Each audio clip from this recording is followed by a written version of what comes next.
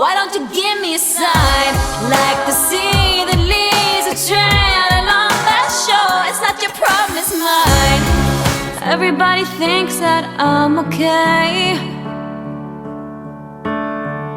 Sometimes I think I am too. I'm on the outside looking in, I'm waiting for the shockwaves to begin. Oh, won't you let me hold you for one time? Just a rainy day in a London cafe, a London cafe. So give me one last serenade. Say to me or swear at me till the night turns into day. And it was a shame when daylight faded, because we didn't notice at all. You led me straight to the lost city. Now, prepare to die. There were just hundreds of snakes in this temple just waiting for us to show up. What? Why aren't they biting that guy? This is ridiculous. Delete, delete, delete. Hello, I'm Sophia Jessica, and welcome to the Fan Carpet. It felt good while we were doing it, but often you think you're funny, and then you watch it on screen in the editing room, you're like, oh. We had a couple of those moments, but it just works. It just worked. Alan's out of his mind. I think Alan's kind of crazy. Like I don't really know exactly how to explain Alan. He wants to do a really good job at being a cover model, and he kind of might believe he's one of the romance novel sort of characters that he's playing. So it's he's a little out there, but he's fun. He's a good guy. It was extremely fun. It was, like getting to film in the DR, getting to film with Channing and Sandy. Like, it was a real kind of dream job. Especially like halfway through the pandemic, it was like, oh yeah, I get to go and just make this awesome, fun movie with these people. It was very cool. It really was.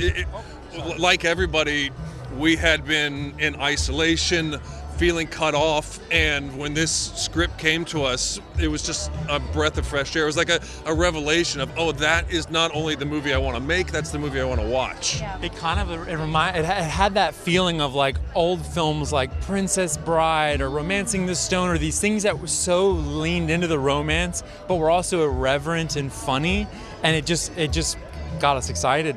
We did. We had fun. I mean, I didn't love all the big spiders and things, but yes, I mean, we all went and lived in this magical island and made this movie together, and we had no choice but to sort of be a family. Thank you for that. You know what? In order to really make someone feel safe, you have to behave a certain way. So I never really looked directly at anything. I looked to the left or to the right. I gave it its privacy, and I just focused on the task at hand. And I think it bonded us in a way that, people say, what was it like? I go, I don't know. I didn't look at it directly. I wasn't looking. Are you kidding me? I was basically like staring up and going, okay, Sandra Bullock's having a conversation, with other things as well. And and that was actually, it's kind of like someone's, when you're like, you have the nightmare of like, I'm butt naked in front of a bunch of people and like, everyone else is clothed. That's my job. I'm like pretty much on a daily basis. Well, Sandy, started it, and I think we both felt the same thing. It was COVID, it was lockdown, and we were like, this is the movie that we want to come out of and escape with, right? And have just a good time and not overthink it and just enjoy it. And I think also we all didn't go anywhere for so long that we were like, this movie's going to take everybody there. It needs adventure, joy, action, love, spice, comedy. It has many things rather than just two things, And I think we got a little jaded.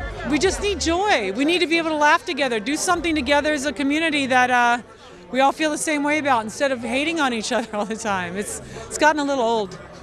It was exactly that. So I just watched another film that it brings to my mind is The Mummy, the first Mummy movie with Brendan Fraser and Rachel Weisz. I just watched that when I read this script, and I was like, oh, it's the same thing. It's an adventure movie. It's Channing, and it's also like, you know, there's real danger all the time. There's real peril, and lives are being lost, but everyone's still really like quippy and funny the whole time. And yeah, I was just like, it's a tone of movie that is quite hard to pull off, I think, actually, and hit all the, you know, the action, the romance, the comedy, and get them all right. But this movie really does. At that point, yes, because from the first Zoom that we all had together when we were talking about making the movie, they couldn't stop. They were just, it was perfect. We got lucky in that everyone that worked alongside each other was the consummate professional, and they make it look so easy. Brad, Daniel, Davine, Patty, Oscar, Chan, Hector, like everyone was an actor and had their own comedic timing and sensibility, and somehow we all just fit. It just worked. I don't know how to describe it. It just clicked. I mean, he's amazing. I mean, I want Daniel to be in every movie I ever make. He's he's a dream. And he's a good villain. He's charming and smart and sweet, and he's a good person. And he comes and does the work, right?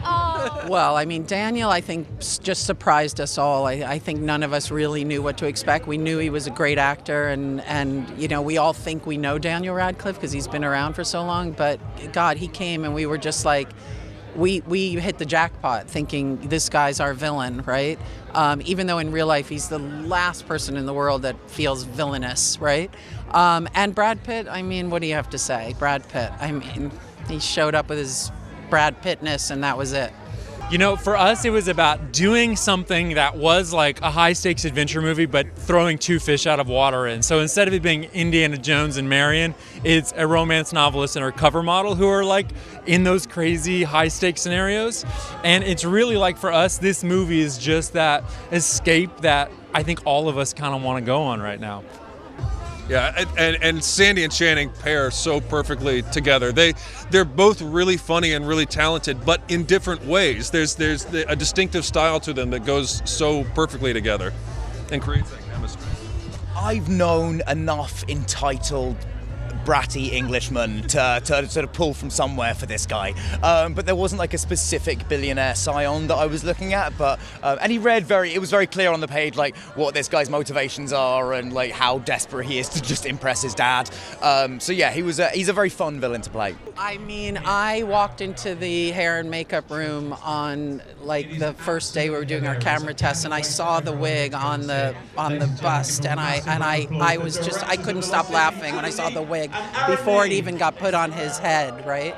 And so then it was just, you know, he owned the wig, basically. Sandra Bullock, me and my girlfriend watch While You Were Sleeping every Christmas. I have grown up on her films, which is something that I think it feels quite weird about me saying, actually. But like, we're very big fans in my house, so like, getting to work with her was a very, very special treat. Yeah. I know, exactly. Yeah, that was important to us, that she sort of be the guy, right? And he's, you know, she's capable, and, you know, he's the damsel in distress.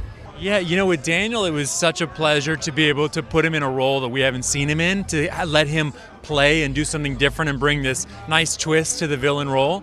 And with Brad, I mean, he's just exactly who you want him to be. Like, I feel like Brad Pitt just plays himself finally in a movie. Like, everything he's doing, you're like, yeah, I believe he could actually do that in real life. That's just who he is.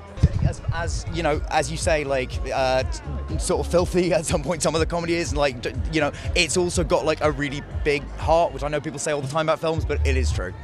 Well, I think Loretta and Alan take you on an adventure that, you know, you can only read you think you can only read in the pages of a romance novel, and in this case it's true, and it's filled with action and adventure and a good time. Really, I don't look like a person that does, but I'm also an obsessive gym person. But yeah, Channing worked his arse off for this film. Like, I every time I see him, I was like, "Have you done all the topless stuff yet? Can you start eating again?" And he was like, "No, man, no, not yet." It looks effortless on the screen, but being with them, you can see how serious they take it. Like, they're very intentional, very thoughtful, very smart performers, and know how to mine the humor out of a moment. Oh, well, I mean, anyone who loves physical comedy the way she does and is willing to sort of get beaten up and fall over herself was just, it was like a part was made for her, right? And she, that's what she does best, and this movie gave her the opportunity to. Yeah, the leech scene was our second day of shooting, and so before Channing really knew which of us was Aaron and which was Adam, we're telling him, hike down into the jungle.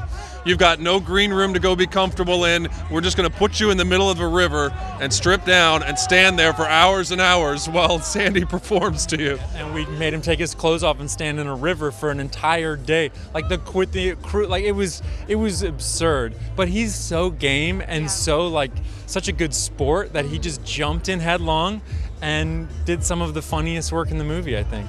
Literally the butt of the joke. That's good. I'm going to use that. Thank you. They had a very healthy respect for one another as comedians, as performers, as storytellers, and I think they really brought that. And so nobody was nothing was too beneath them on any day. Obviously, Channing really, shows all. This moment where Brad throws his hair and cars explode behind him, we had one shot at. One take. It's Brad's first day. The sun is setting. We only get to blow these cars up once. And so Brad needs to be able to not only nail that moment of throwing his hair, but he's pushing Sandy in a wheelbarrow. Needs to not drop her because cars are going to explode. So it was a real precision moment, and that's where you need talent like this because they nailed it. Just an awesome thrill ride of an adventure. Well, we're going to go make Masters of the Universe. We're going to we've been in the jungle, now we're going to go to outer space. It's going to be the Masters of the Universe movie that the fans have been wanting for 40 years. Okay. We're going to have all the fun and humor and heart of that brand. Yeah, I mean, we just finished today our second week of filming, so we're just getting started. We got a long way to go, but I can promise you're going to see some of the craziest dancing you've ever seen. Thank you for watching The Fan Carpet. Please follow us on Facebook, Twitter and Instagram for more content next time. Loretta Sage, getting you out of here. Why are you so handsome? My dad was the weatherman. Hey, whoa, she doesn't need saving in there. Okay. What are you doing in there?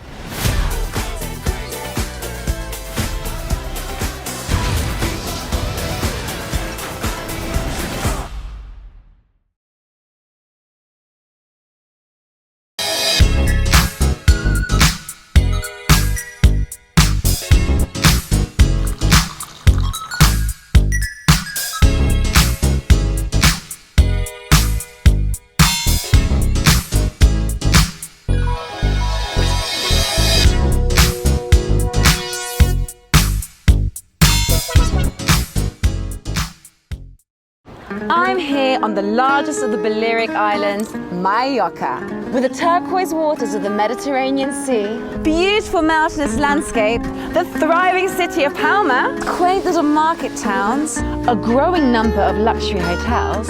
It's no surprise that the likes of Audrey Hepburn and Elizabeth Taylor like to holiday here. So come and join me as I take you round Mallorca.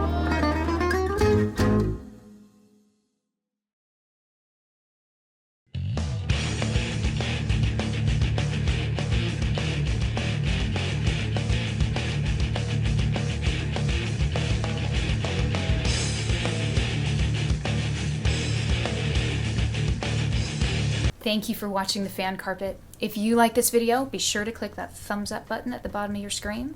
And also be sure to subscribe to the Fan Carpet YouTube channels. They're absolutely free and so much fun too. Be sure to check out the official website, thefancarpet.com. Also, you can follow us on Facebook, Twitter, and Instagram to stay up to date with reviews, competitions, the latest news, and so much more.